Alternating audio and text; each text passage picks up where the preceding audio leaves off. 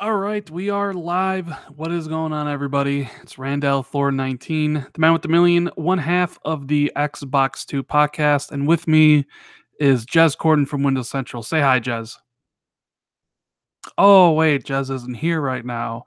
So, yeah, I decided to go live anyways because I saw a bunch of you were waiting and I wanted to talk about a whole bunch of stuff.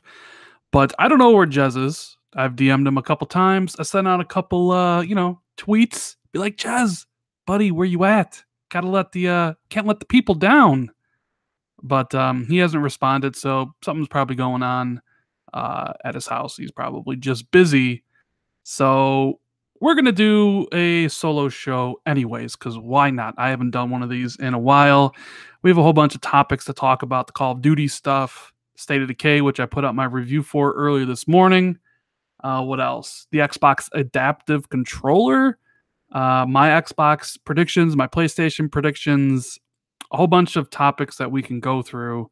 And I'll be paying really close attention to chat. So if you guys have any questions or a topic you want to have me address, all you got to do is hit up, the chat or the super chat or whatever, and we'll talk about that. Hopefully, Jez pops in at some point. Maybe he wakes up. Maybe he was taking a nice dream, a nice little sleep dreaming about playing State of Decay 2 and having the co op work. But maybe he wasn't. I don't know what's going on. So, what do we want to talk about first? I figured let's talk about Call of Duty because they just had their reveal event today and pretty much confirmed what the rumors were already, that it's multiplayer only, a bigger focus on the regular multiplayer boots on the ground type stuff with like grappling hooks and the battle royale stuff. And you know what? I think someone's actually at my door. So hold on one second.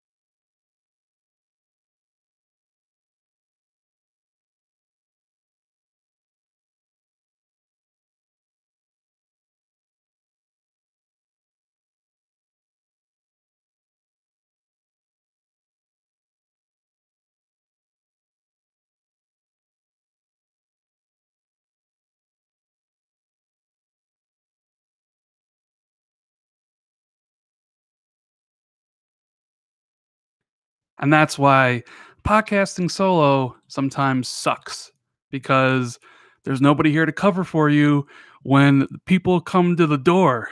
So I actually had to go upstairs and answer the door and let the people in. All right, so where were we? Where were we? Oh yeah, Call of Duty. So the big reveal was that there was no campaign, of course. There was the battle royale, which they really didn't do a gameplay trailer for. Which I don't know. Let's see. Uh oh, Jez just DM'd me. Uh, he can't make it today. Can we do it tomorrow? Let's see. What do I type to Jez? But yeah, we can actually do the show tomorrow, but I'm just gonna do one now anyways. He says his phone broke. Oh well. The show must go on. I guess we can do an Xbox 2 tomorrow with actually Jez here. But I'm just going to continue on with the solo stuff. So I'm not look, the whole Call of Duty thing, right? They're obviously chasing a trend with the battle royale stuff. They clearly maybe bit off more than they can chew with the campaign. It's probably really expensive to make. I don't want to play a Call of Duty game that doesn't have the campaign. That's just my thing. You know what I mean? So I know people are, saying like, well, this is going to be successful and all that stuff. It doesn't matter. I don't have stock in Activision. I don't care if the game might be successful in some more than the others. What I care about is the campaign. That's all I care about in Call of Duty because, quite frankly, the multiplayer bores me in that. Um, so I don't know. I'm definitely not going to play it. Even though one of my buddies said he's probably going to get it, but it is what it is. I don't care about Call of Duty. It basically doesn't exist to me, and we'll see if if they can actually do battle royale well. What's up, Kid Smooth? What's going on, everybody in chat? Appreciate it. Sorry for this solo version of this podcast, which Jez says we're going to do one tomorrow. So I guess tomorrow we're going to be doing an Xbox 2. But this one's just going to be a little solo one. Maybe, I don't know, an hour long or whatever. So, you know what? If Activision does succeed, this is the problem I do have with all this. Is if they can kind of prove to other publishers that you don't need a single player campaign and everybody else kind of follows suit, that's kind of the one worry I do have, is how other publishers and developers take that information and use it. Because we all know everybody copies everything that's popular. BR's popular, everybody copies it, right?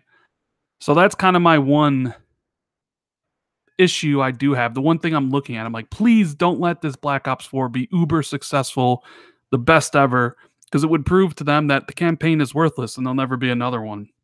I know Overwatch kind of already does that to a certain extent, but to me, Call of Duty started with the campaign and it always added stuff down the road. You got more value for your money.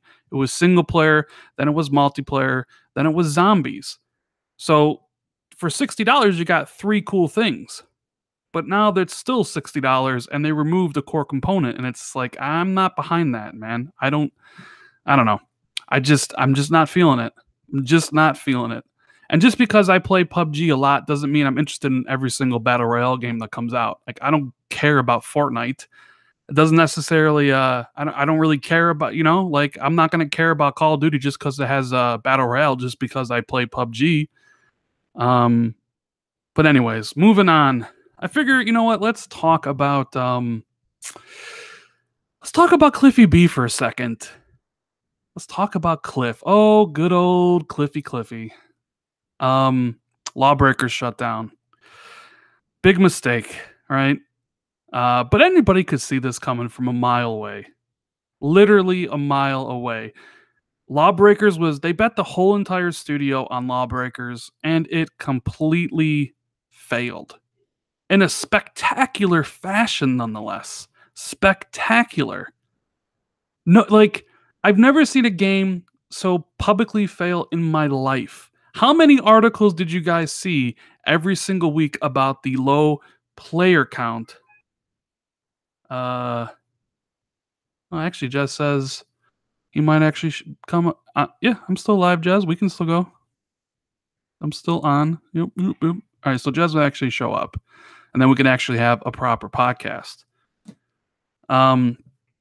But man, Lawbreakers, dude, like, I've never seen a title with every single week a new article come out talking about, hey, look how many people aren't playing Lawbreakers. I've never seen that happen to any other game. It was like Cliffy B had a gigantic bullseye on the back of his neck.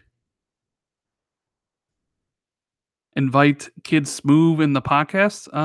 Well, I think Jez is coming. Otherwise, I would invite Kid Smooth. But I think Jez said he's going to be here. So we'll just do the regular podcast then. Maybe I'll do something with Smooth later. So when Radical Heights kind of failed, because you could clearly tell it was super early access. It was kind of like that Hail Mary throw, and it just didn't work out for them. Clearly, they were out of resources. They had spent all their money. They couldn't get any more, maybe money from a different publisher for a different game, and they had to close the studio, which is unfortunate for the 65 people that actually work there. Like, terrible. I feel really bad for those people. Hopefully they all get jobs somewhere. Epic is always hiring for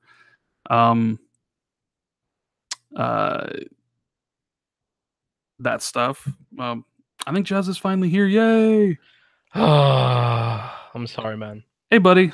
Sorry. Well, I didn't know if we were doing it Late. today, so I thought you were just gonna be late. So I like sent out all the stuff, and people were waiting. The And reason my phone is being repaired, and I only get Twitter notifications on my phone. So because I didn't have my phone, I completely lost track of time and didn't see your messages. So I agreed to do something with my girlfriend, but oh, well, I tell I her I completely forgot apologize. because we usually do it on Wednesday. Sorry, it's totally my fault. I'm so disorganized. I'm sorry, everyone. I'm sorry. It's I okay. suck. I We would suck have at done the life. podcast tomorrow. I was just gonna do like Yeah. there was like 70 people waiting, and I was just like, I gotta go live. I gotta Uh, give people some sort of show. I'm Um, yeah. and then as I'm really soon as sad. I started the show, someone came to the front door, and was knocking on the door. So I had to actually get up and leave, and it was just dead silence because you weren't there to cover for me. Professional podcasting. That's what this is right here. Professional podcast. Yeah. Yeah. So Got there in the end. yeah, so I was we were going through the topics. I just talked about Call of Duty and the reveal, which you want to give your quick thoughts on that if I you haven't. I haven't. I've because what happened today was I finished work early, and I very, very rarely finish work early.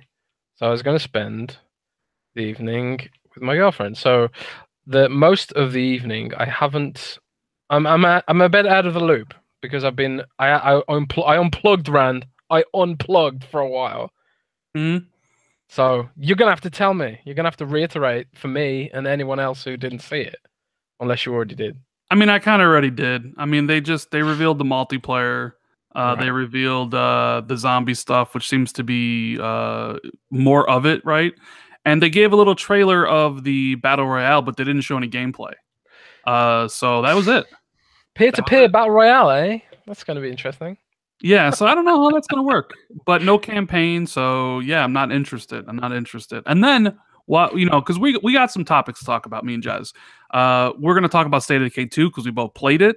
We're also gonna Yep. talk about our Xbox E3 2018 predictions, which I did a Yep. video, and I know Jez, you're planning on making an article soon about it. Yep. I figured we'd talk about that, and then of course the Xbox adaptive controller, which was revealed last night. Yep. We're gonna talk about that. But before we get into that, I was just in the middle of talking about Cliffy B and Cliffy B. Lawbreakers Yeah. and Bit Boss of Key a. Studios or Boss Key Productions getting Were shut down. you surprised or shocked? I No, kind of was no, actually. not at all. Not at all. Once Lawbreakers failed that spectacularly, and they went and their Hail Mary pass was a Radical Heights super early access BR title, I knew like their days were numbered. I thought they'd try and I don't know persevere as an indie grade sort of studio. I it surprised me, man. I didn't think they'd bow out so suddenly, but I guess not too surprising, really. I don't know. How do you feel about it? Did you already talk about how you feel Um, about it? I mean, the only thing I really say is I feel bad for the people who lost their jobs. I mean, some of this can fall on Cliffy himself. He kind of does come across as a douche nozzle to a lot of people. He does have that like Mm. target on his back. I always liked the guy. You know what I mean? Like, I didn't. I don't really have the hate for him that a lot of people do. I just feel bad for everybody else because it seems like the studio just had a target on its back because of Cliffy and the things and the dumb things he would say in videos and on Twitter. You know what I mean? So He did put his foot in his mouth on a frequent basis. yeah, did you see his post about like the games that he pitched that were shut down, like that Scaleboundish game where you like ride Uh, dragons and stuff? yeah, I saw a lot of people saying, "Oh, why isn't Microsoft signing these amazing concepts?" It's just like You any want to know why artist. they didn't? Because it was made by the devs of Lawbreakers. They wanted $40 million from that. Here you go to a publisher and you're like, we need $40 million for the project, but your last game is Lawbreakers, which didn't set the world on fire. What do you think is going to happen? Like, not only did Microsoft say no, so did Activision, so did EA, so did Sony. Like, basically everybody told him no because it's sometimes it's not about the idea behind the game; it's about who's making the game. You know what I mean? Mm. Um, so it's like, yeah, cool concept, but could they have pulled it off? Probably not. And it probably would have ended up costing more than $40 million to make it, you know? Mm. Sad situation, but That's the gaming industry, man. Yeah. I've seen some hilarious hot takes on it, like some people saying, "Oh, the video game industry is heading for another crash because of this, blah blah blah." And it's like, no, I mean, video game studios close all the time. It's just like they're not always led by a prominent industry figure that everyone sort of knows, and like you say, has a target on his back. Yeah. So it is what it is. Got to shout out the Ravenflow for the super chat. He says 69 level never looks so good. Can't wait to play State of Decay 2, which, well, that's probably what we're going to get into next. Because normally we start out the show, we introduce it and be like, hey, Jez, what have you been playing? And then we go into what we've been playing, and we've both been playing the same game, State of Decay 2. So we're going to talk about State of Decay 2 and the reviews and what our thoughts are. So I think you rated the game higher than me. I gave it a 7.5. You gave it an 8. So. I would have given it a 7.5, but we don't have a support for 7.5 review because it's a 5-point scale. So I can only give it an 8 or a 7. And I thought I really enjoy the game. Well, so I thought, I don't want to give it 7 because I actually really enjoy it and I'm addicted to it. But at the same time, so many things about it piss me off. Preach, man, preach. I would have given it 7.5. I'm actually gonna push with my team to change to a 10-point scale because of that game. And Sam Tolbert in chat, who writes for TICGN, said he gave it an 8.3. Good review. I read it earlier today, Sam. You do excellent work for them. Oh, I'm gonna poach him then. You should poach him. You should get him. He's really good. He puts out a lot of content, and Windows Central always needs better writers. A lot of articles. How many articles have you done for Tick now? Probably like 500 in 2 months. He's your man, guys. Go get him. Poach him. I think Len would be really annoyed if I poached him. But he probably would be. Hey, business is business, though. Business is business, yep. And but business personal business. Yeah, business. And I also have no money in my budget. Oh well, that's always an issue. I don't even have a budget. What am I talking about? But anyway, State of Decay 2. So it was my first time playing a State of Decay game. I didn't play the first one, so I'm a little bit of a noob when it comes to this stuff. I didn't really know what to expect, and I was taken by how tense the game is. That's my big takeaway from it. There are some situations there when you're on the run from the zombies and your max stamina is extremely low and you can't even swing your weapon and you're in the dark, right? And you're trying to survive. Pitch black dark. Oh, it is pitch black. So dark. I love that, I'll let you finish, but I love that it gets. Well, it's those situations that I enjoy. Yeah, the gameplay loop is pretty basic. You go out and you scavenge all these different areas for resources to build your base up and kind of take care of everybody. The combat system works. It's not like anything spectacular. I mean, you use your melee weapon to kill zombies, and the gunplay's fine.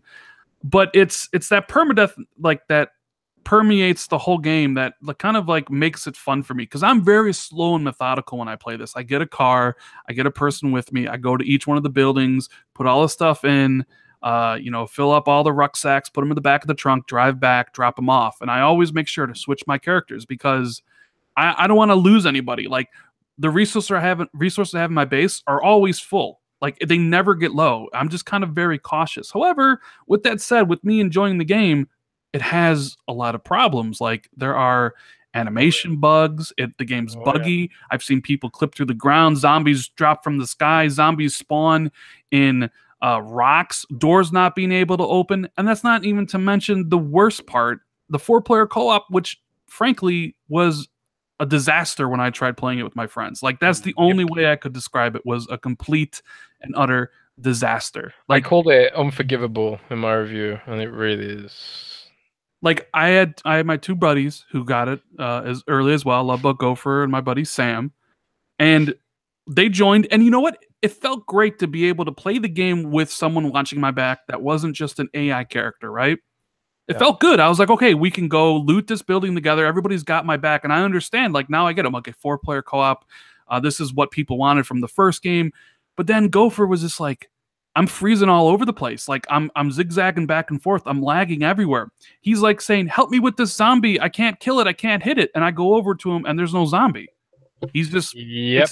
we're driving down the street and he's like, "Yo, like it's I'm frozen in spots. Like he can't open up doors to get into buildings." And then my buddy Sam joined and it was just like the same thing.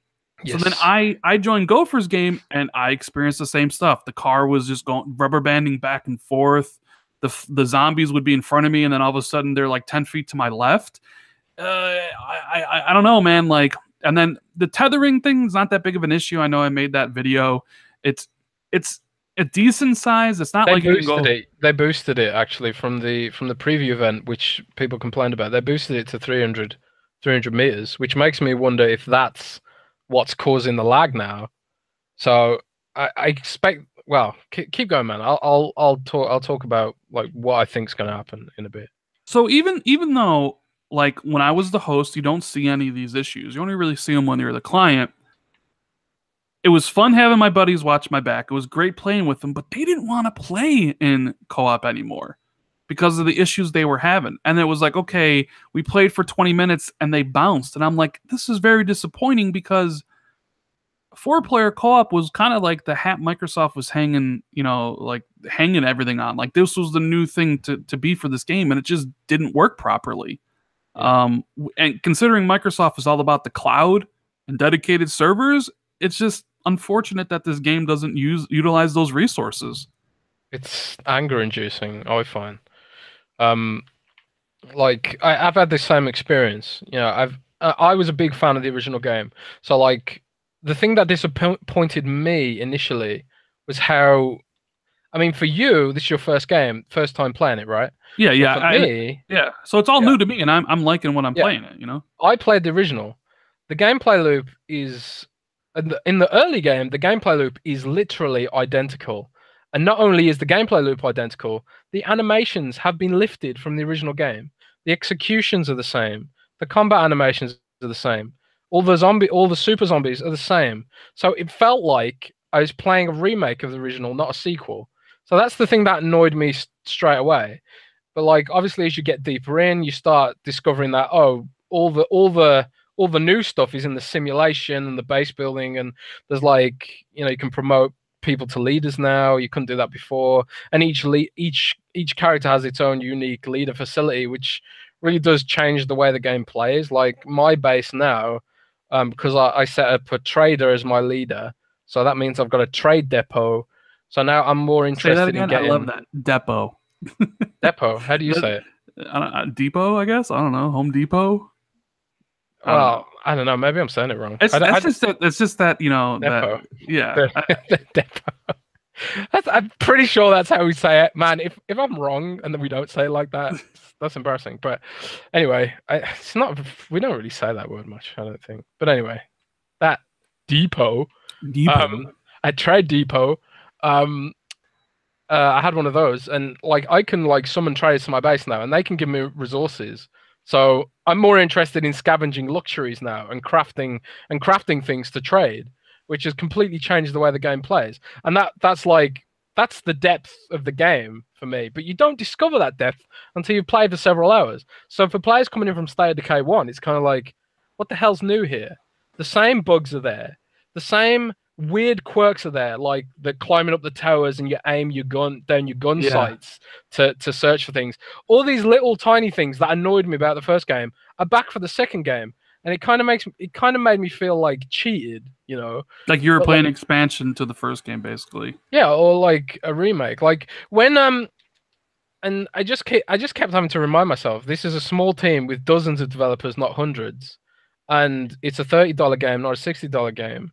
And like I often like when it comes to sequels, I often remember the leap in quality between Mass Effect 1 and Mass Effect 2. Like when BioWare was new to the Unreal Engine, Mass Effect 1 was janky, it had frame rate issues, it had animation issues, it had clipping issues, all that sort of stuff that State of Decay has.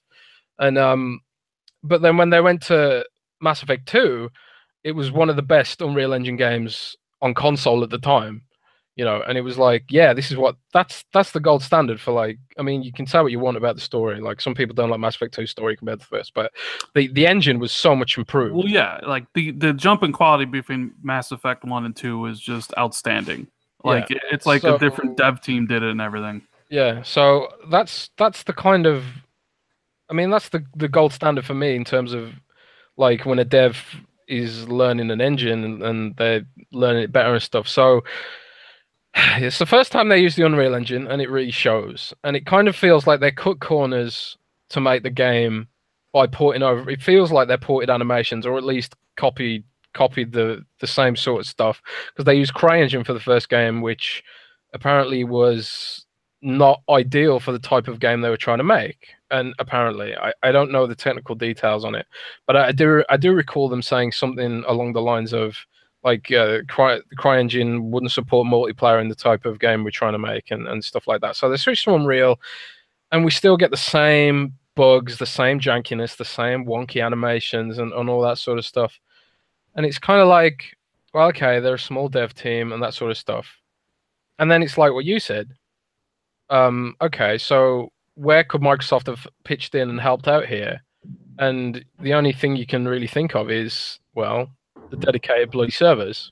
But there Or ain't. just more money, to make it because the thing that gets me is like there is an amazing quality game hidden beneath all the depth. It's just, and I'm gonna say this, and I don't know if you'll agree or maybe people in chat. I wish State of Decay 2 had the budget Sea of Thieves had, You know what? and the support that Sea of Thieves has, because I think State of Decay 2 is a better game. It's, yeah, they're both 69 on Metacritic at this moment, but in my opinion, State of Decay 2 is a much better game. Rand, I have literally said that exact same thing to someone else. It's kind of like, this is the gameplay loop that's unique here. This is the yeah, see if Thieves pirate stuff is unique, but, like, there's nothing to do in the game, and it's just, I don't want to have to, you know, I still subscribe to the Sea of Thieves subreddit, right? And maybe this is what they intended, but the people in the subreddit are, like, making their own gameplay, setting up their own challenges to keep themselves busy while they wait for new content and stuff. It's like, let's see which pirates can race across the map the fastest. Who's the best sailor and stuff like that. It's kind of like the the people are, like, making up the gameplay for themselves, whereas like, State of Decay has the gameplay. And I kind of wish it had the dedicated servers. I kind of wish it had the larger team. I kind of wish it had the roadmap and content updates, because there's so much more there for me personally. And Yeah. also, I'm a fan of the franchise, and I wanted more from the sequel. And Well, it's just so disappointing to see it happen like this. well, what up? He wants to know, how was the story and are there any memorable characters? Well, there is no story basically outside of like trying to build your community and like destroy the play cards. There's really no overarching story. Sometimes you'll get like story bits through the radio with like the Red Talon and like, oh, what we're doing, the military failed us and stuff, but there's not like a story per se. And the characters are all randomly created. Like my characters are all going to be different than your characters. They're just like, I mean, like you grow attached to him. Like the guy who is my leader of my community is the one I like the most. But I wouldn't say like there's like a memorable character like Kratos is a memorable character, or Mimir, or like Joseph Yeah, Seed from Far Cry 5 or anything like that. Like there's you know no what I mean? like there's no cinematic quality in the game, really. I mean, I've had, like, cinematic-ish moments. Like, there's a gameplay mechanic which should have been in the first game, and it's awesome they put it in the sequel, where effectively you can infect your heroes can get infected and, like, turn into zombies and stuff. And people always said it would be cool if, like, you had to manage their sickness and stuff like that, and try and save them, or you make a decision, do I take them out the back and shoot them, or what. And that is in State of Decay 2. Like, if there's a whole, like, type of zombie which can fully infect one of your characters, and then you have to make a decision. Either you go and hunt for the cure, which you can craft yourself if you've got the right skills to do it, or you can send them away and exile them and send them away from your base to fend for themselves, or you can literally take them out the back and you get a cutscene where you shoot them in the back of the head. You know, it's like brutal, and you can like those kind of moments. They're like tropes of the zombie move tropes of zombie movies. You know, so like I said, when you're making those decisions, it feels like you're directing your own zombie movie, and that's the kind of that's where the narrative elements come in. But it's no like there's no like proper cutscenes or anything like that. I remember when like, but there are memorable moments. Like I remember when I had a dude who was I was playing with my colleague Matt Brown on Windows Central, and we tried to assault a plague heart, which are like these like really dangerous mounds of flesh that spawn tons of these plague zombies which infect you. And we went to fight it, and we were totally unprepared. We didn't have enough explosives to blow it up and all this sort of stuff. And then unfortunately, my dude got seriously infected.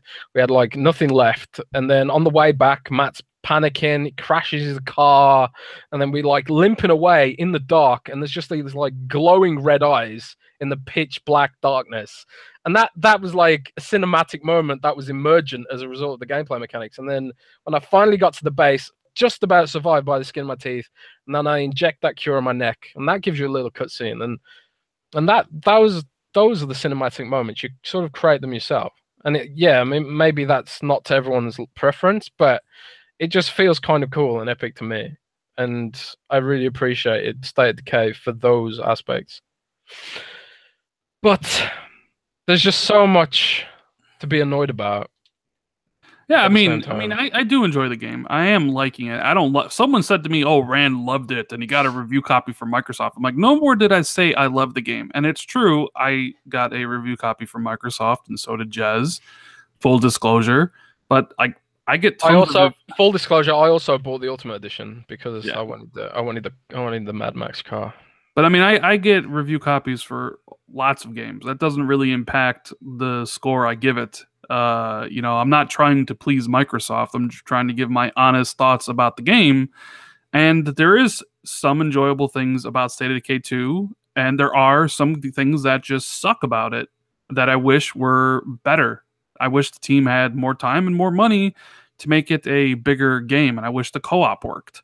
So, I mean, there is this aspect, though, of Jez. I wanted to ask you about this. Like, Xbox Game Pass now. 2 games, critically kind of mediocre at best. And that kind of goes along with the narrative that people are saying that Xbox Game Pass was made because Xbox exclusives are just not very good, and that's the best way to sell them. Do you think that has any merit, or is that just because these are the games that just literally came out? I mean, do you think like I've thought about this, but I have another take on it. My take is, what if Microsoft, maybe that wasn't the intent. I don't think that was the intention of Game Pass, but my concern is now, what if Microsoft just doesn't care and they're thinking, well, just slap it in Game Pass? What if Game Pass disincentivizes them to make high quality games? That's what I'm concerned about. That is a concern, but I mean, granted, Forza Horizon 4 is going to come out this year, and it's going to be amazing. But I am. What if it isn't? What if it's AA? What if it's Game Pass? Well, okay. Well, then if that happens, if Forza Horizon 4 comes out and the quality is greatly diminished because it's in Game Pass, then something is afoot, and people will start to really kind of like turn on Microsoft because I think it's just Sea of Thieves and State of Decay were just games that, for lack of a better word, one didn't have any content and one had the content, just didn't have the budget, right? So I just hope like Crackdown doesn't come out and it's the same thing. Crackdown 3 comes out in 3 months and it's just like literally another 69. That's just another mediocre release from Microsoft. Like that's the thing. Like I expect mediocre releases from mid-tier publishers like THQ Nordic and things like that. Like I expect really great games from publishers. Like last gen, I expected greatness from Microsoft, and sometimes they delivered and sometimes they didn't. This gen, outside basically ever since 2016, Microsoft's games that they've come out are roundly just kind of mediocre, and it's depressing to a certain extent I, and sad. I Um, mean, the thing is, I've never been a Halo fan. I don't like racing games. But the only game I really like from Microsoft in recent times has been Gears, and then State of Decay, ironically. So I'm kind of I'm already in a position where I don't expect much from them. But it's a shame because it shouldn't be this way. Microsoft, like, they can't. I've I mean I've written about this. They can't be like this if they are planning for a future where the content is king and the box doesn't matter so much because you're streaming it from the cloud. If the content becomes king, Microsoft is going to have a problem if it keeps putting out these sorts of games. And if like people begin associating Game Pass with low quality, then again, it's kind of like a either the casual market doesn't care. Maybe Microsoft's gunning for like the kind of person who happily play mobile games all day and doesn't really care that much about raw AAA cinematic quality. Maybe we're just sort of. Sometimes I wonder if I've just become out of touch, and maybe those AAA sort of super duper quality games are only interesting to the kind of people who are watching this podcast, or spend all day loving games and talking about games and stuff like that. Maybe like we are old fashioned now, and maybe the future is games like Fortnite and you know oh, I don't want that future, Jazz. I don't want that future. what Like, what if that's the future, man? What I if what mean, if what if like what if that is the future? well, I mean, if that's the future, then so be it. I won't play that stuff. I feel like you. Like, if Microsoft is banking on Xbox Game Pass being a thing, and that is how they sell this to 2 billion people, like they've said they want to, right? Like, Mm. what sells it is the exclusives. But if there's this negative stigma attached to it that the exclusives that you make are just mediocre and maybe not worth it, then the service isn't worth much in the long run to anybody. Yeah, I mean, like, oh great, like I get to play State of Decay 2 and I don't have to spend $30. I can only spend 10. That's cool for a lot of people, but what's going to make Joe Blow, who doesn't really care about video games, want to spend the money and invest in the thing if like he gets online and sees his friends saying that the game's not worth it and the service isn't worth it? That's why when I originally talked about Game Pass, it was on Microsoft to make the service worth it by providing timely and great content. The content has to Another thing, be man. great. You know Yeah, what I mean? and that's another thing. Like, even if the content isn't great, it has to be like at least passable. And the thing, and like one of the arguments against having dedicated servers for Sea of Thieves is, well, that creates a rolling additional cost, which hurts the game's margins. So, but then again, it's kind of like, well, isn't Game Pass supposed to pay for that? If someone is only subscribing to play Sea of Thieves, aren't they effectively, you know, paying a subscription fee for dedicated servers in the same way that a World of Warcraft player is? You know, I don't know, man. It really annoys me, the dedicated service thing, because they're supposed to be this cloud company. You know, turn off the servers for bloody Solitaire on Windows 10 and give me dedicated servers Now in this real game. there is supposed to be like a day one patch. I don't know if that's supposed to be tonight or on the 22nd. Maybe that fixes some of the co-op issues. There's I several mean, coming. yeah, so maybe they're alleviated. Got to shout out to Ravenflow for another super chat. He says the quality will increase next gen. I mean, I agree with you on that one. We've talked about this on before in the podcast about kind of what held back Xbox this gen. I mean, Jez wrote an article basically saying, "Hey, Terry Myerson's not there no more. He really wouldn't allow big budgets for certain things." So yeah, the games for next gen that we're hearing about, I think, are all going to be higher quality than the ones that we get the ones that we're getting now. At least that's the hope. That's what I hope. Like, and maybe a developer like Undead Labs would be better suited, like being bought by Microsoft and integrated in the first party and get all the perks and everything that a company like Rare got. Like Rare got a gigantic budget in 4 years to make Sea of Thieves, and it looks beautiful, and there's really not that many glitches. It's just where's the rest of the game?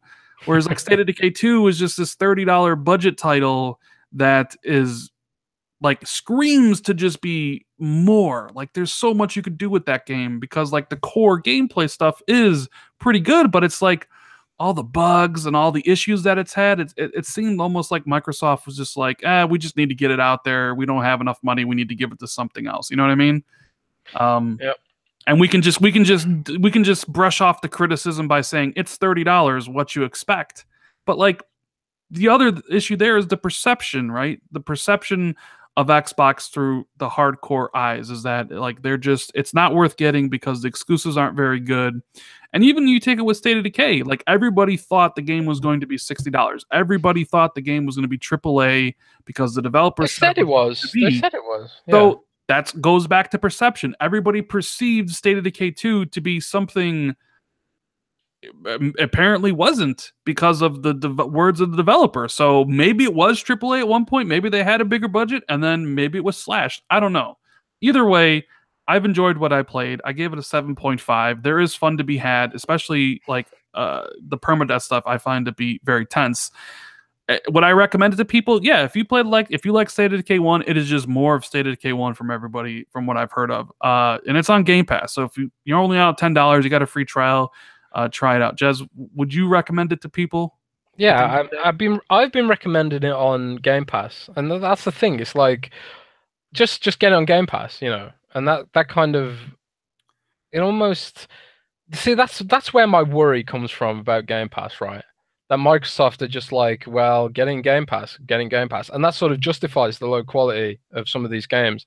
That's my worry that they're gonna fall into this sort of complacency and just be like, oh well, just stick in Game Pass, you know. So I don't know. We'll have to wait and see. But yeah, I recommend it on Game Pass. I don't know. I'd recommend it to State of Decay 1 fans, and I'd recommend it to people who are curious and just pick it up in Game Pass. But I don't know if I'd recommend it outright to people who haven't played the first game and haven't maybe looking to buy it outright. I don't know, but it is only $30, so it depends how much cash you've got to splash, I guess. Yeah, that is true. And I see we have 530 people watching. Really appreciate it, but we don't have 530 likes. What's up with that? It's free. I love it when you do that. That's like your thing now. Just hit the like button. Well, it's different. In a podcast, I'll do it because it's a long thing. In videos, I normally don't. But yeah, it's free. Helps out the channel. Hit that like button or the dislike button if you're not liking the show. Like I'm sure some people like to hate watch my stuff. You know, they should add a meh button. Like you don't quite hate it. Down and kind of just like one in the middle. Yeah, I mean. We live in a world now where everyone's on the extreme. You either love Xbox or you hate Xbox. You're not allowed to just be like, it's all right. It's okay. Now, before we get I'd love to have the most like ratings. Before we get into Xbox E3 predictions, I want to talk about the Xbox Adaptive Controller, which you originally kind of leaked a couple days ago in an article. And no. Yeah, and then Microsoft unveiled it last night. It's a controller for the disabled to be able to play however they want to play. It has like all these like cool connections in the back. You can like plug in like anything, like little buttons or 17 ports, I believe. Yeah, for each like thing that the controller does. A button, B button, triggers. And Microsoft are gonna sell additional buttons and levers and triggers, so you can set up your adaptive controller no matter what issues you have. It should be able to adapt to you, hopefully. That's the plan, you know, and I think it's a great thing. I think anyone with any kind of soul or common sense of human decency would say that it's a good thing. Anyone being a dick about it, you need to go and reassess your life. Yeah, I saw a lot of people. I mean, I saw a lot of people being a dick about it, and I just shake my head at that, man. It's so sad. It's like, get laid, you know. Hey, it's one thing. How do you have so much hate in your life that you can be like that? it's one thing to like, make fun of Microsoft for not putting out the greatest games or what you would perceive the greatest games, but I honestly don't see anything wrong with what they're doing with the adaptive controller. In fact, I think it's one of the best things that Microsoft has maybe ever done, quite frankly. The idea Yeah. that like there's this a set of people out there who can't game just like we game. That, I mean, I don't think about it that, like, when I play a game, I don't think what it'd be like if I had no fingers, or I had cerebral palsy or whatever. But Phil is very genuine about what he says, which is why when he says things, I always believe him because I know how he is. So when he said this was a passion project and they didn't do it for the PR and they didn't do it for the money, it was just because they want more people to play and be comfortable while playing it. I don't think there's a way you can downplay that. And the people that do, who do it for console war, are scum, in my opinion. Pure scum. Seconded. And if I You see are any of that, scum. yeah, and if I see any of that in the chat, I will ban you with no hesitation. Scum, dude. Like, it's one. Hey, you want to attack State of Decay 2 for not being very good? Whatever. I'm not gonna fret over that. But like, if you're gonna be like, say some stupid thing regarding that, like, sorry, dude. Like, I think you're a pathetic person because not everything has to be looked through the console war glass and be like, well, Microsoft's doing this. How do I defend Sony or how do I defend Nintendo? You know what I mean? Like, people just get so upset, you know, and it's truly Mhm. brought out the worst in some, a low minority of PlayStation fans, like taking the extra step to try to put um, Microsoft down for trying to make gaming an accessible thing for people who have serious health problems. Like, how is that any way in shape or form bad? I don't understand. Yeah. Jazz, do you? Nope. You know what I think? I think they are hateful scum, and I would use many, many swear words to describe them. And I That's would right. slap you in real life.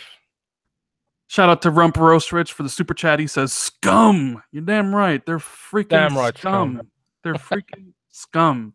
And Phil even said, like, if Sony and Nintendo want to do this, it's down. It's not a competitive thing, and I hope they do. I hope more It's people not get just on board. it's not just them though. It's like Apple, Google, phones. There needs to be more focus on in this space. And these companies, like, I mean, fair enough. Like, if you're a small startup company and you can't afford to target that section of the market, which it's a smaller section than the mass market, then fair enough. But the thing is, Apple, Google, Sony, Nintendo, they can afford it and they should spend the cash because governments don't want to, Yeah, that's right. so And honestly, it's probably not profitable for them to make the controller in the first place. It doesn't really have a big market. This is just something I know Phil has been passionate about. He in an Engadget video, he talked about how he met somebody online who he played Gears with, and then the guy wanted to come to E3. He came to E3, and he was in a wheelchair with his family, and he told Phil that being online or the online gaming is the truest representation of himself because when he meets people in real life, all they see is the chair. All they see is his limited mobility. But online, you don't get that. And the funny thing is I know exactly who Phil's talking about because I've played with that guy. I met that guy at E3 2016. He's a nice dude. And I know Phil cares and the story he told because that is how Phil is. I know Phil gets a lot of flack for whatever he does, but Phil honestly is a genuine dude who cares about this issue. So, I mean, it is what it is, and I'm happy that Microsoft is doing this for the people that need it, and that's the end of this end of the story. So, shout out to the Ravenflow for the super chat. He says, "Thank you for being a genuine human being. $5. I'm behind Microsoft on this venture." Thank you. I hope others get on board too. It'd be great to see Sony and Nintendo do it as well. So, um, everybody who has an issue can game comfortably. Um, Also, shout out to Cyrus Burke for the super chat. He says, "Thank you guys for your honesty. Looking forward to State of Decay 2." Hey, me and Jazz will always be honest. We may not always agree, but like, I always try to tell it how it is, and I try to be fair. Um, I don't think Jez takes checks from Microsoft. Have anybody accused you yet of selling out for Microsoft for your review? Did you get paid? No, Mm, actually, um, I tell you one thing. It's like the uh the whole controller thing that dropped an hour before the State of Decay embargo lifted, and it's kind of like no one cared. No one who mattered cared about State of Decay then. It was all like, wow, look at this amazing thing Microsoft's done. So, um, it's more important than whether State of Decay reviewed well. So, I think yeah, that's the real big story of today. It's like the Microsoft putting their expertise and their money to help people who need it, and that's awesome. yeah. So it's going to be $100, and it will launch. Would they say when it was going to launch? It was going to launch at the end of the year or something like that. I can't remember off the top of my head.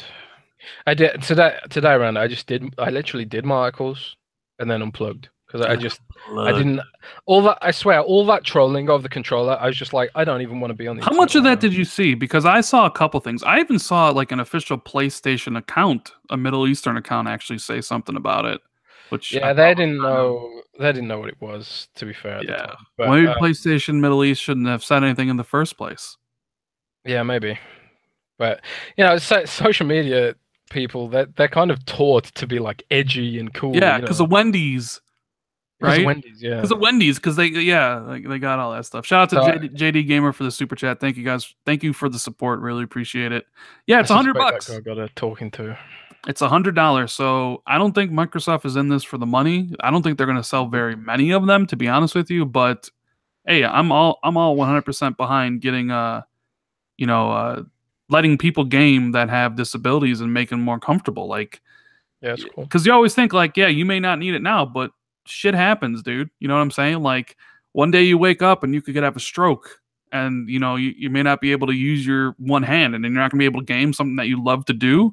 Like there was a couple like videos I watched where it was just like heartwarming to see. Like it was like a pair of twins, and one had an accident and he couldn't talk, and he was just in a chair, and he was just like he got to play with his brother with the co-pilot thing and the controller, and it meant so It's much to him. amazing. Like that shit's amazing. And Microsoft gets crapped on for their games, and you could arguably rightfully so with their output on that, but they should be really praised for this move. So I commend everybody at Xbox who had anything to do with this. Phil, James Shields, my buddy, Gabby Mitchell, I think in charge of it. I'm not exactly sure, but you guys are doing great work. Thank you for bringing gaming to the disabled and making it more comfortable for them. Um, so, Awesome. with that said, do you want to talk about predictions for Xbox, Jazz? Sure, let's get into the Ooh. nitty gritty. What are they going to show at E3 this year? They're gonna show nothing. No, I don't. I haven't actually sat down and thought about what really, really think. I mean, there's some things. Obviously, we've got expectations for some things. Like, there's going to be gear stuff. Yes, like I have that there. I Gears, I haven't the watched your rumor. video yet. Well, okay. I mean, it's a long video, but I threw everything down in there, and this is something that has been around the rumor mill for a long time. Is this is the Gears spinoff of some Yeah. sort? But then you take that in conjunction with the Walmart leak, which was kind of proven true with Rage 2, which we haven't even talked about, by the way. Rage 2 looks Oh, awesome, oh, so awesome. good. Can't wait to We play should that. talk about that All right, we'll in talk the about proper that after segment. this prediction thing. Yeah. So, Gears of War 5. How likely is it that it actually is Gears of War 5 and not the spin-off? I would be surprised if it's Gears of War 5. It seems pretty quick to me. I don't know what you think. Does that seem quick? Worryingly quick. Well, they did develop Gears of War 4 pretty fast. I believe it was like 2.6 years. And if Hmm. Gears of War 5 is 2019, that would be 3 years, would it not? True. So it's possible they can get Gears of War 5. Is the thing here I'm wondering about is how Halo 5 was the year before, or right? But where's Halo 6? So it's like, can they really actually can Gears jump and flip flop Halo? So while I fully expect the Gears spinoff to be announced, um, I I think there is an angle to this that um I think gets downplayed, and that's a lot of the team who worked on Gears 4. They were at Epic, and they were directly involved with the Unreal Engine. So it's kind of like if anyone could crank it out quick, it's probably those guys. Because they've pretty much got the engine down. If 4K engine, it's already there. They can pretty much just build on their existing engine, and because it's all done in 4K UWP. It's all done. So there is a distinct possibility that it could be Gears 5, maybe. Thinking about it. I was thinking they show the trailer for this Gears spinoff, and then they kind of tease a trailer for Gears 5 coming in 2019. But then I think, well, would that take the shine away from the spinoff, which I would think is coming this year, as like maybe a holiday game for Game Pass. I just think something Gears is going to be announced. I think it's going to be the spinoff. I don't think it's just tough because I just can't see Gears 5 getting announced before Halo 6, and I'm not sure because I made the prediction that there will be no Halo 6 at this year's E3. They're not going to announce it. I don't know, man. I You think don't know. there is a possibility that they could at least tease Halo 6 at E3. I mean, I've sure, of heard course. things. Of course. They very well could just do a little trailer for Halo 6 saying it's coming in whatever year. I mean, I don't know. That's the thing about all this is like you hear certain things like the Halo spinoff that supposedly is coming, which might be this year. And then you wonder about Halo 6, and it's like, okay, if it's not this year, is it next year? But then you hear about Gears 5, and it's like, well, Microsoft's not going to release both those games in the same year. So what exactly is going on? But hey, it's a different type of prediction because everyone and their mother is going to throw Halo 6 in their E3 list. I kind of want to, against the grain and said it wasn't going to be there. I put myself out there. That's what these predictions are. They're fun. They're for entertainment and get people talking. But more than likely, they're probably going to be wrong. You know what I mean? Yeah, I don't like. Everyone in this industry has to do an E3 predictions article. Everyone does it. Like, last year I was pretty confident in my predictions because I had so much inside info. This year I don't have so much, so it's kind of like I'm sort of basing, extrapolating from development time and stuff like that, and like some offhand rumors that we both heard. It's a bit of a wild card this year because my expectation is that they haven't had the budget to produce a huge amount of stuff. Also, people I know have been downplaying Xbox's E3 to me, which is like, why would they do that? Usually Microsoft has this overconfidence. So if Microsoft is underconfident, that says to me that we probably shouldn't expect a load of awesome stuff. But at the same time, maybe they're just sort of trying to throw me off the scent. So it's kind of like, I don't know. I just don't know.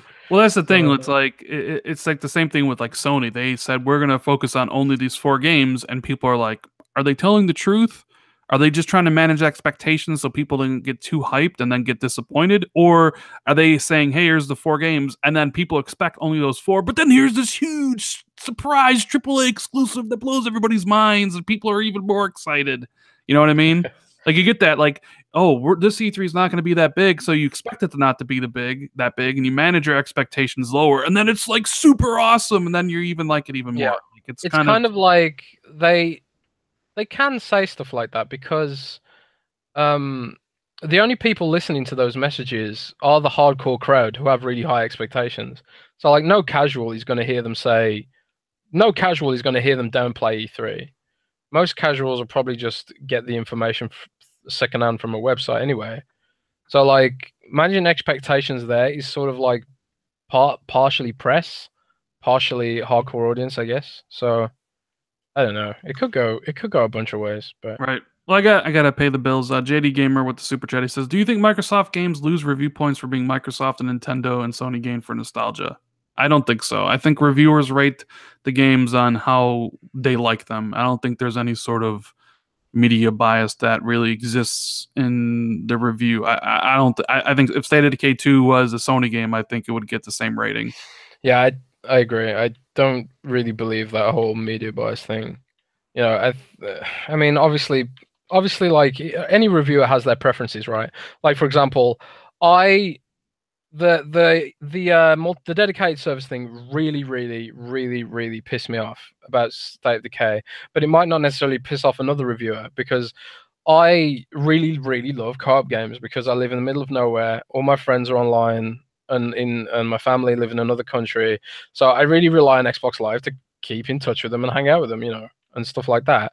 And so I rate co-op stuff more highly than another reviewer might. And also it even goes towards headsets too. Like I rate when I'm reviewing headsets, I rate mic monitoring higher than other reviewers do because I use microphones so much. So there are those sorts of biases do exist. But I don't think like if State of Decay was on Sony platform, a reviewer who just prefers Sony, they're not just going to go out there and say, "Oh, this game's amazing" just because it's Sony. I don't believe that. No mainstream reviewer anyway. Yeah. Like, so I don't know. But back to the predictions. Sea of Thieves. I fully expect there to be some sort of trailer during the show for like the future of Sea of Thieves. Yeah. Although supposedly they're going to show some stuff off tonight on Inside Xbox. So I already know what that is. okay, well Jez already knows. So do you still think they're going to show off Sea of Thieves at E3 then with the content trailer for the future of the game for the rest of the year then? 100% yes. 100% yes. There's definitely gonna be a bit of Sea of Thieves. So yeah, get Sea of Thieves for the people that like the show, of course. It's going to be there if you like it. What else? Forza Horizon 4 clearly it's year. The question is, where is it going to be set? There was rumors of that it's going to be in Japan, rumors that it's in the UK. Could it be in both? Where is it set in, Jez? Because I don't know. Scandinavia. Really, that'd be pretty interesting. Scandinavia. I favor this rumor because the code name for the game is Voss, which is a place. I mean, it's far fetched, admittedly, but the code name of the game is Voss, which is a city in Norway, I believe. So, like, a bunch of people have suggested mountainous, picturesque Scandinavian landscapes. So I think that's a distinct possibility, but who knows? Now, Tom Kit in chat brought up Gears 2 Ultimate Edition. What if the Gears game is an Ultimate Edition for the second one, which is its 10-year anniversary coming out this year? I think that could happen, but I don't think that'd be the main announcement. Yeah, either do I. That could definitely happen, actually. Now, in my predictions, I said that Microsoft is going to... I tried to predict what they would open and close the show with, because it's impossible to predict the placement of the games during the show, right? There's just too many variables. Yeah. So I tried to at least nail the opening and the closing. Now, I said they were going to open with Ori and the Will of the Wisp, because there's probably not a more beautiful game that you can pick to kind of set the tone. Like, yeah, it may not be as graphically impressive as God of War or Spider-Man, but like the hand-drawn art... no game really look like it's a beautiful game to look at, and it's one of Microsoft's highest rated it's a sequel to one of Microsoft's highest rated new IPs this gen. And Phil talked about wanting to open the show up with Ori before, when it originally was announced back in, I think, 2014. So I think they're going to do it, man. I think they're going to open the show with Ori. That'd be cool. They're just cool. That's all you got to say about Ori the Will of the Wisp.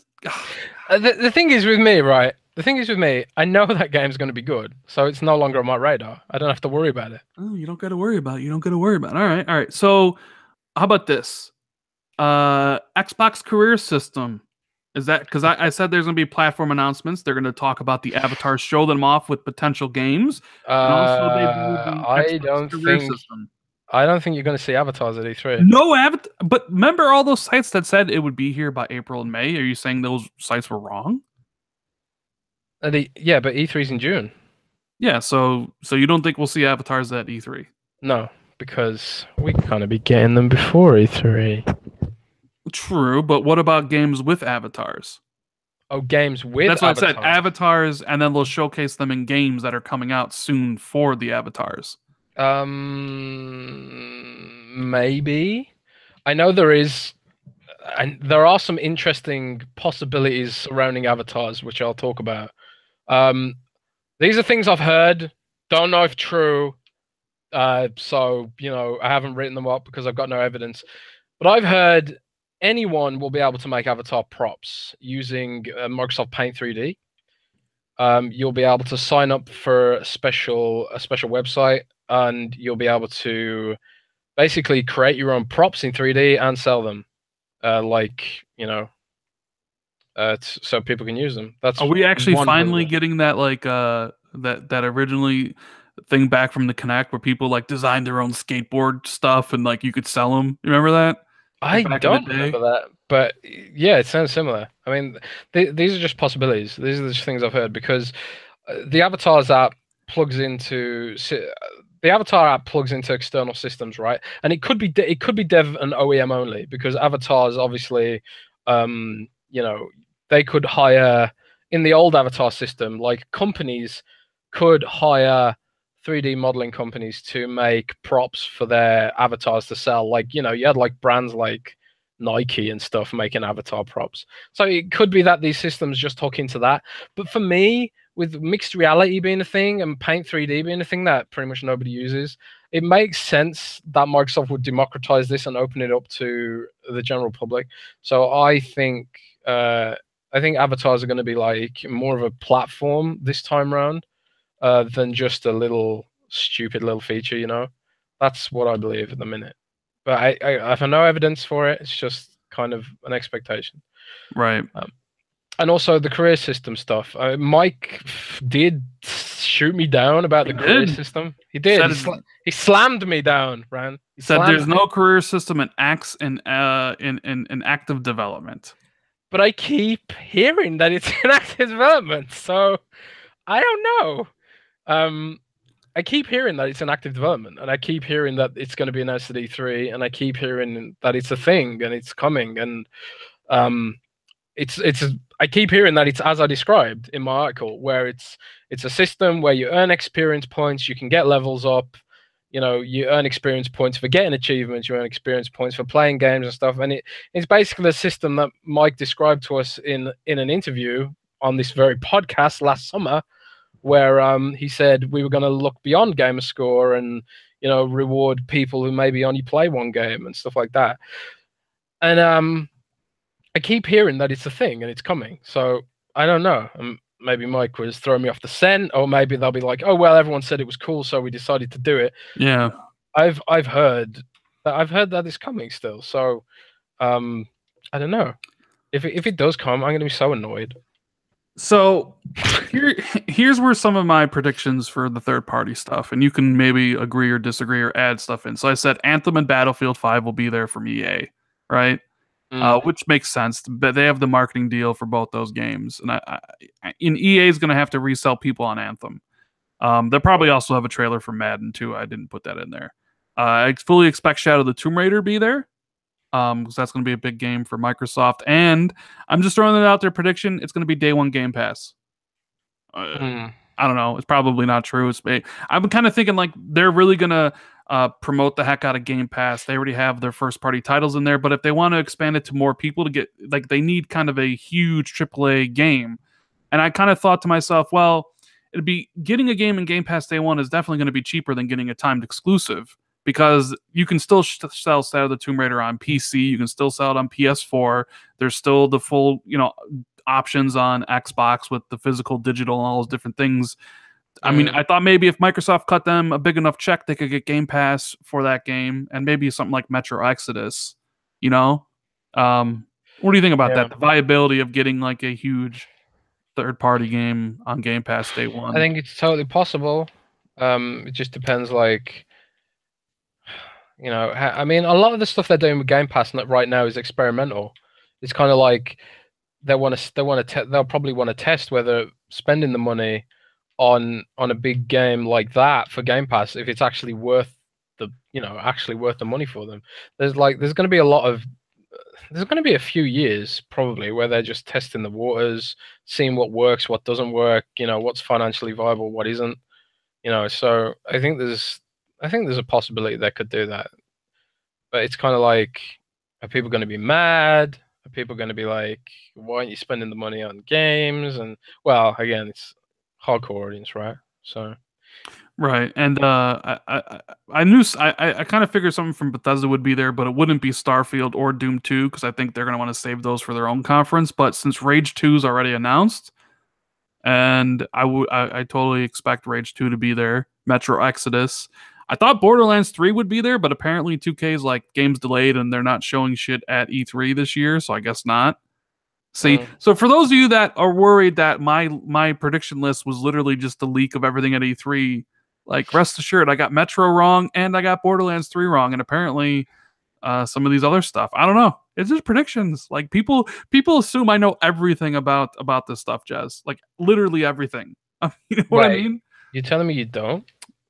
I actually do. This whole list is 100% true. Oh, good. Taken from sources at 4chan. Because I'm gonna copy it from article and not source you. Okay. Now I did say that Remedy's going to be there with Project 7, showing off their new game. Oh right, yeah. It kind of makes sense. I wanted to say Capcom's going to be there for something because I know Capcom is probably going to be. Capcom is going to be there. Yeah, I just wasn't sure of the game. Devil May Cry 5, I think, will be at Sony's. And I think Resident Evil Remake will be there as well. I'm kind of cheating because I've got stuff under NDA. Jesus Christ. You see what I mean? So, like I said, Dino Crisis is because I want that series to come back. Maybe it's Dino Crisis? 5. Yeah, hell yeah, Dino Crisis. Joe Moncher's watching this. I'm Nusha. I don't know. Like, I would love that, man. I love Dino Crisis. I love them both. They're both awesome games. I would take that a million times. It was a cool game. Both of them, man. I love both of them. Dino Did Crisis, you play the second one? Yeah, I played all 3 Dino Crisis games. I played all the Amnutias. Oh, we don't talk about Amnutias as well. So, they're going to announce new. They'll probably announce a big expansion for Monster Hunter World. I think that game has been like Microsoft stage though. That Sony has the marketing for that. Oh, we're still talking about Microsoft conference. I thought we were just talking E3. No, I was just saying like, what is Capcom going to show? Because Devil May Cry 5 is going to be at Sony stage, and right. Like I was just kind of like, okay, what game do they have? And I don't think Dead Rising 5 is anywhere close to being ready to show unless it really is. I'm amazed. To be honest, I'm surprised they're even making that game. I thought they would have bailed after the last one. I mean, the last one must have been successful. I don't know. I mean, it did hit PC, and it does have its fan base, so maybe. So then I said, and this one kind of people maybe will laugh at, but Shadows Die twice from Software. Is going to be at Microsoft show. What is that? So people thought it was Bloodborne 2. Remember? It was a quick teaser at the game show, the Game Awards this past year. And it's from Software, make the Dark Souls games. They made Demon Souls. And people are like, oh my god, it's Bloodborne 2. It's a Ninja Blade sequel. Yeah. Well, here's the thing. So it's not Bloodborne 2. And it's not published. The game's when people find out who the publisher is, they're gonna laugh their asses off. Which is why I think since this is a Japanese title, and Phil talked about how there's gonna be Japanese games on stage, I think Microsoft is like, hey, we show this off to make sure people know that From Software's next game is on our platform. You know what I mean? So that was that, and then I said they were gonna close the show with Cyberpunk 2077. Yes, because Microsoft has to deal with that, and I think it's just because I honestly do not expect Microsoft to talk about Fable or Perfect Dark or MechAssault or any of the other stuff. Any of these games that you might have heard about, they're not going to show them or tease them. I don't think MechAssault's. I don't think. Well, either way, you know what I'm saying, like those rumors, right? And we know Fable's real, and I've heard from so many different people that Perfect Dark is real as well. And I know people expect those to show up. Like they expect Fable 4 to be talked about and shown. They expect Perfect Dark to be shown. I'm going to go on a limb and say neither of them will be even teased once.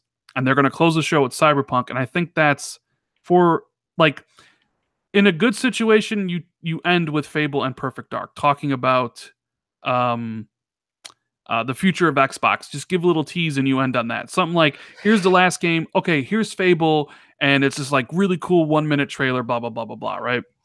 But Yeah. they're not gonna show either. So you end on what is probably the most talked about, maybe third party game, the one that people are really interested in after The Witcher 3, and that's Cyberpunk 2077. Yeah. That's why I put it there.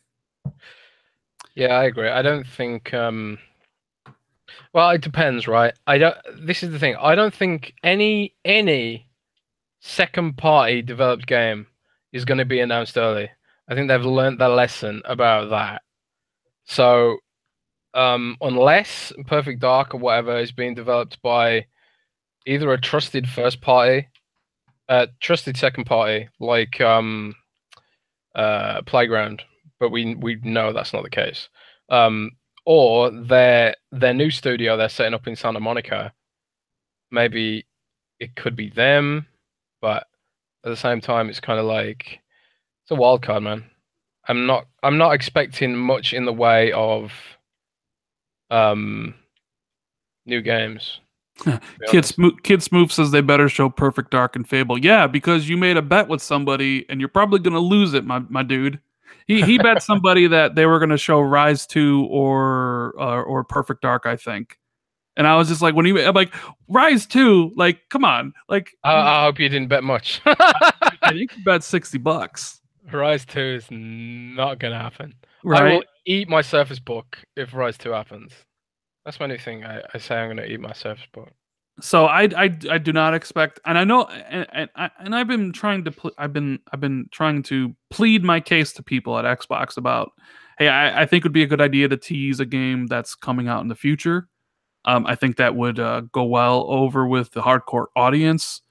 But I don't think they're going to do that. I still think they're going to stick to their plan and tell you what's coming the rest of 2018 and what's coming in 2019, and that's it. I don't think they're going to talk about anything in 2020 and beyond. The thing is, Um, the real truth of the matter here is that until everyone's mad. Every Xbox fan is pretty much mad at Microsoft right now, right? But the thing is, Microsoft isn't going to change their plan until it starts hurting their bottom line. It's not hurting their bottom line. What all the things they're doing that's making people mad right now today, none of that's really hurting them financially. So until it does, they're not going to change tactics. And so on that basis, I'm not really expecting any big miracles on the gaming front at E3. But again, I could be totally wrong. They could prove me completely wrong.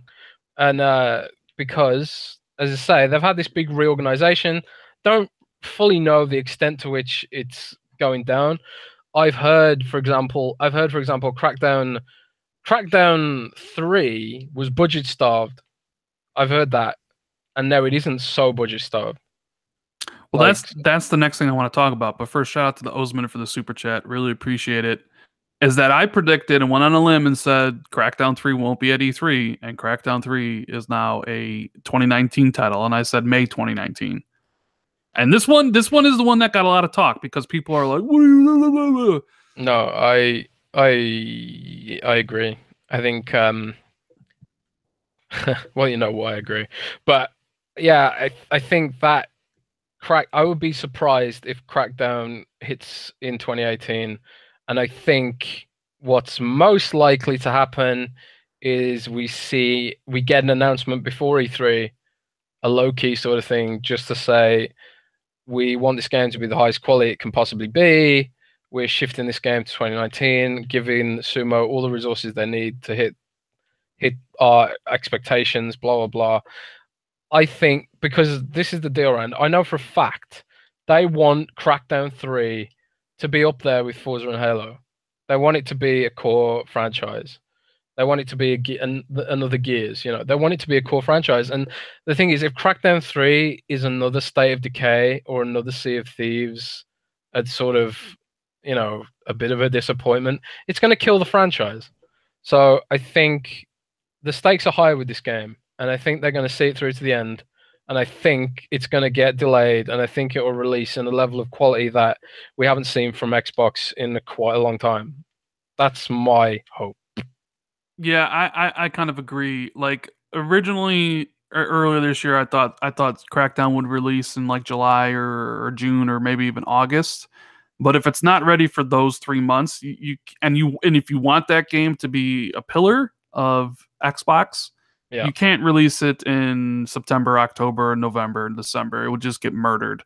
So the best thing for that game is to delay it, to give them more money, and come out with that game probably either really early next year or like. But then again, everything's getting delayed to early next year. So that's why I said May, because I was like, okay, May 2019. You give it a full year, you get, you just make it better. I do not expect that game to come out this year. It may still show up at E3 as a trailer, but something tells me that you're right when they say they're going to pre-damage control it, and maybe in the beginning of June they have a thing when they talk about how Crackdown 3 is not going to be at E3 and it's going to be a 2019 yeah, title and it's for the best. I just don't think. I think people will know that Crackdown 3 is like the future of it before they even get to E3. They're not going to show it, but that's yeah. kind of what I was thinking. So, shout out to the Ozman for the super chat. He says, "Cheers, lads." And then JD Gamer says, "Best exclusives are, i.e., Xbox best at racers, FPR, TPS, RTS fighters, Sony, cinematic third-person action games, Nintendo platformers." Well, hey man, that's your opinion. So, I mean, I would agree. That's just Xbox your opinion. does best at racers as well. Um, First person shooters, obviously, Sony really doesn't have a comparable one since they shut down Killzone, so they kind of take Is it by there. Killzone totally shut down? What's the I deal with mean, Gorilla is, they worked on Horizon, and they were the makers of Killzone, so Mm. unless they're giving Killzone to somebody else, then yeah, I mean, I can't see them going back to Killzone considering how successful Horizon was. Yeah, I guess. Um, Now, Kid Smooth wants to know, why did Phil mention Halo and Gears for tonight's Inside Xbox?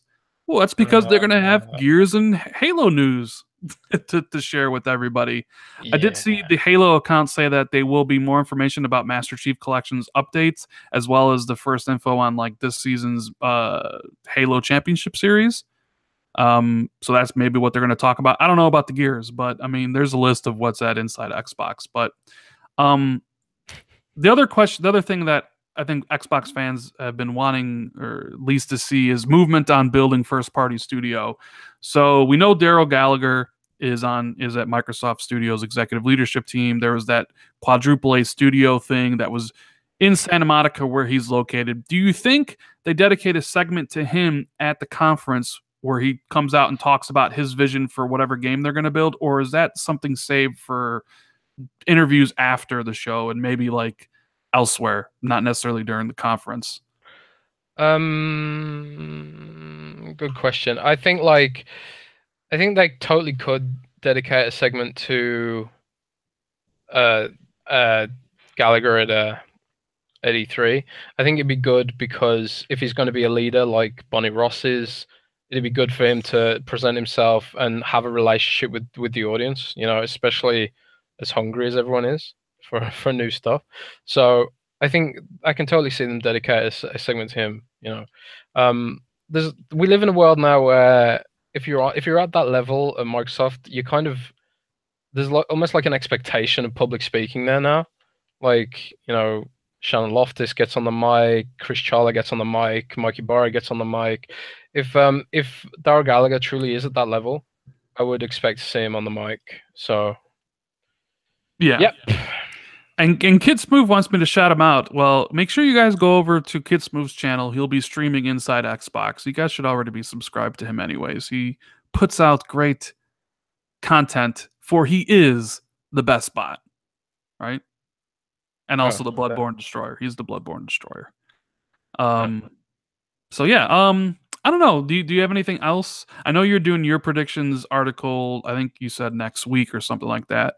Do you have anything else like that we missed, or that you want to tease a little bit, perhaps? uh, I don't know, man. Honestly, I don't really know that much about E3 this year, what to expect. I pretty much got the same things as you. I expect a Gear spin-off. I I'm kind of expecting career mode stuff or some sort of major platform thing. I'm not expecting any VR, but it could happen. Who knows? And I'm not really. VR. Yeah, you don't know VR. I'm not. Yeah, I'm not really expecting it, Frank, at all, to be honest. But who knows? I'm expecting surprises. Maybe I'm expecting like, um, because you've got to remember there's been a big leadership change at Xbox. I mean, we've now got Phil on the senior leadership team. This is really the first E3 where he's had full control of proceedings. Maybe it's next year where we get the true full force of the leadership change. But I think there could be elements of things are a bit like the feel might be different this year. So I don't know, man. We'll just have to wait and see. You're not going to be I'm there this year, though. I'm not going to be there because I have family things in England I need to deal with during E3, but I'm going to be covering it remotely as best I can. I do have, hopefully, fingers crossed, some kind of Skype talk with Xbox leadership team. Hopefully, fingers crossed. If any of you are listening, I'm begging on my hands and knees. But so hopefully I will have some sort of unique content at E3. But other than that, I'm just going to be doing my best to cover it remotely. I'm going to be going to Gamescom instead because it's much easier for me to get to. But you know, bad things happen sometimes, Rand. I know, I know. Well, it means we could do an Xbox 2 right after, Microsoft's press conference, We could do live reactions if you want. You see, I know people like streaming it live. I actually just kind of like to just chill, watch the show, get my thoughts in order, and you know what I mean? Like, I don't. Yeah, this will be the first year in years that I've actually just been able to chill and watch it. Because usually I'm sitting it. It's so weird being a blogger in this position because you travel all that way to LA to the conference, and then all you do is sit there with a laptop, not even watching it really. You're just listening and then typing notes. You don't actually watch it. It's weird. So this year I'll actually be able to watch it, and it'd be awesome. Well, I mean, I take notes. I write down what order the stuff comes in, and then like I think about it and things like that. But we mentioned it earlier, Rage 2. Ooh, baby. Oh, Dude, I gotta really hand it to Bethesda. They took what could have been a disaster and they made it work for them. Like they what are they did, great at taking that marketing. Walmart leak and just using it to their advantage. Like nobody cared about Rage 2 when it all people were like, Rage 2? What who cares? This game, the last sequel didn't even do very well. It's 7 years old, right? But they started teasing that stuff so well. And then like they started hyping it up. They put out that like gameplay trailer, which people were like, oh, what is this? And then, or not the gameplay, the live action one. And then they had the gameplay, and I'm watching the gameplay, and I'm like, yo, like I liked Rage 1. I mean, it was an okay game. It wasn't great. And I was like, but then it was like Avalanche. Okay. And then I was watching, I'm like, so you're telling me this is basically Doom meets Mad Max. So is this gonna have and Doom is a game I just played through. I'm like, you tell me this is gonna have the shooting mechanics of Doom with the open world of Mad Max and cars and this crazy over the top setting? Yo, I'm in, dude. I'm in. You know what I I'm mean? so in. I really like the original Rage, but its identity was sort of sandwiched between Borderlands and Fallout 3 at the time, and it kind of didn't have its own like identity and stuff, but it had like these really cool ideas, like the vehicle combat and the enemies had like surprisingly dynamic attack patterns for the time, like they'd bounce off the walls and stuff like that in a way that felt almost procedural. I mean, it probably wasn't, but it felt at the time it was pretty cool, And I did not expect this franchise to come back, but I'm really glad that it has, and I'm really stoked. The gameplay trailer, even though it was just sort of flashes of gameplay, looked really really fun. Yeah, So I mean, it's just it's looked another fun. game scheduled for early next year. Man, like it used to be the fall's crowded. Now everyone's like going into like the springtime. It's Yeah. it's like which is great because now there's games all the time. But yeah, I'm really excited for Rage 2. Like obviously, I want to see like a more lengthy gameplay segment, which I think we'll see at Microsoft's and clearly Yeah. Bethesda's. Um, but yeah, it was interesting though because Bethesda normally teases games that are this year, and this game is something that comes out next year. So I'm kind of curious if Starfield is this year. I mean, I've heard that it's going to be like the highlight of their E3, but I guess we'll have to wait and see, right? Well, this is the thing, Rand. Like, we say that the Rage Leak legitimized the Walmart. The fact the Rage reveal legitimized the Walmart leak, right? Hmm. Wasn't Elder Scrolls 6 part of the Walmart leak? No, I don't think so. I'm pretty sure it wasn't. I think it was, unless I'm dreaming or something. But No, no. The only things that people didn't know about was Rage 2, Just Cause 4. I mean, there was Gears 5, there was Forza Horizons 5, um, Final Fantasy 7 remake, Dragons. Was it Dragon's Quest or Dragon's Builders? No, there wasn't any like Elder Scrolls, but there is one more topic I want to talk about before we get out of here, and that's Scalebound. Is it back in development, Jez? Because the web page was up and people were freaking out about it yesterday. um, I don't. I'm not sure if it ever went down. I think if you search for it, you can actually find Fable Legends up somewhere. I don't think Scalebound's back. I would be shocked. So what you're saying is that Scalebound's closing the E3 show as a re-reveal and that it's not canceled, confirmed. God, it'd be very strange, but I don't know, man. I don't think so. I don't believe that. What do you think? I don't believe that. I think they just never took down the store page and they found it and people were like, because I mean, like the store page is the same it's always been. It says it's developed by Platinum and talks about Hideo Kamiya and stuff. And I'm like, well, if this was like a real thing, it would be changed, and it just, I don't know. Like, Well, what if like I don't know. What if they just ran out of money and they were just like, and now they have money. and now they have money again, and they just started development again. Because like people say Platinum are basically the mercenaries of the game industry. They'll work for money. So like, what if Microsoft were just like, okay, finish this game, we need games, and gave them a boatload of money, and boom, Scalebound's coming back. Oh, wouldn't that be weird? Has anything like that ever happened before? I don't know. I don't. That'd be a plot twist and a half. But the thing is, if that did happen, I doubt it would have been I doubt that having the store page listing come back had anything to do with it. Yeah, I don't think so either. I think it's just a glitch, and I think Aaron referred to that. Mm. I mean, I don't know. It is kind of weird. Like on the day before, an Xbox exclusive gets its reviews, like Scalebound just magically reappears and stuff. You know what I mean? Like it's just, I don't know. Like you kind of open up a wound for a lot of people because remember, Scalebound was the reason they were going to get an Xbox One. And now that it was canceled, it's like, well, I have no reason to get an Xbox One. So I don't know. I think Scalebound's I think it's dead. I think it's forever dead. I will be literally amazed if it's brought back somehow. Like I will be shocked.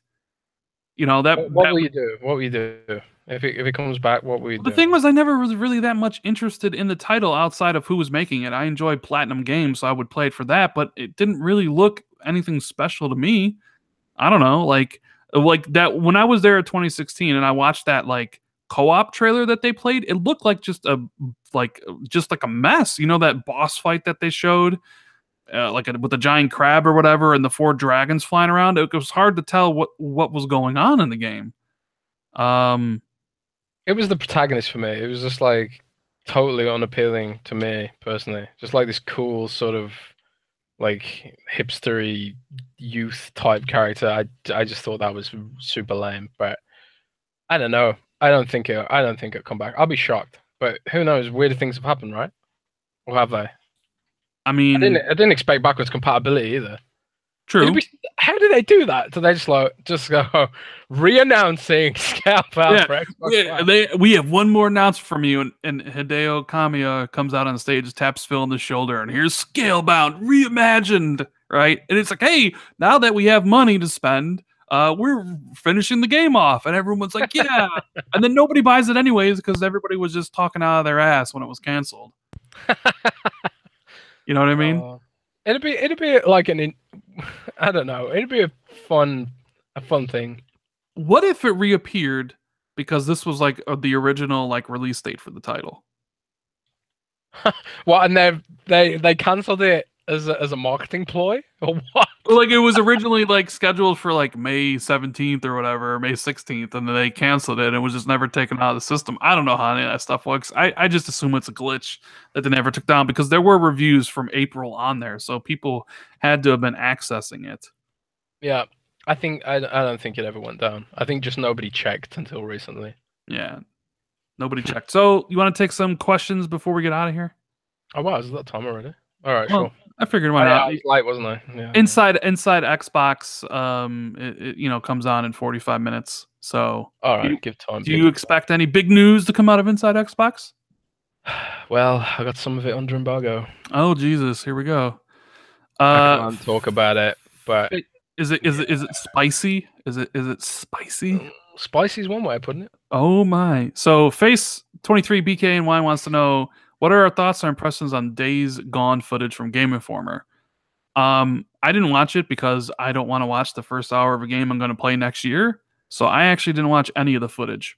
So Yeah, I never really watch anyone's else's footage. I only really watch game trailers sometimes. So, but that is one game I'm pretty interested in because it's kind of like it's kind of like State of Decay with budget, you know, almost like it's the whole zombie thing. I hate the way they don't call them zombies though. They are zombies. I don't care what anyone says. they Like are zombies. you can't just claim that zombies aren't zombies. I hate it when movies and media try to do this. Like they do it in The Walking Dead too, right? They call them walkers. They ain't walkers. They are zombies. Mm-hmm. So call them what they are, people.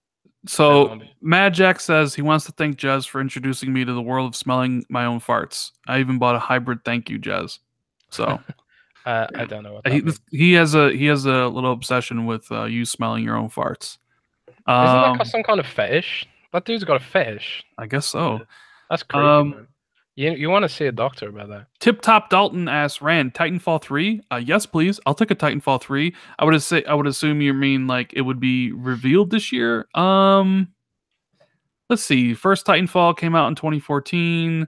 Second Titanfall came out 2016, right? Um, that would make it 20, right? Am I right? When did Titanfall 2 come out? Was it 2016? I don't know. Was it 20? It wasn't last year, was it? No, because when Battlefield, it was Battlefield 1 and that was 2 years ago. I mean, I guess. I mean, the dev schedule would line up, every 2 years, but maybe at EA's conference you'll see Titanfall 3 get teased. Hmm. I'm not really sure. That's a good question. I didn't really even think about Titanfall 3. I don't know. Cat. I'm just gonna call him Cat because I can't say the rest of that name. I don't know how it would sound.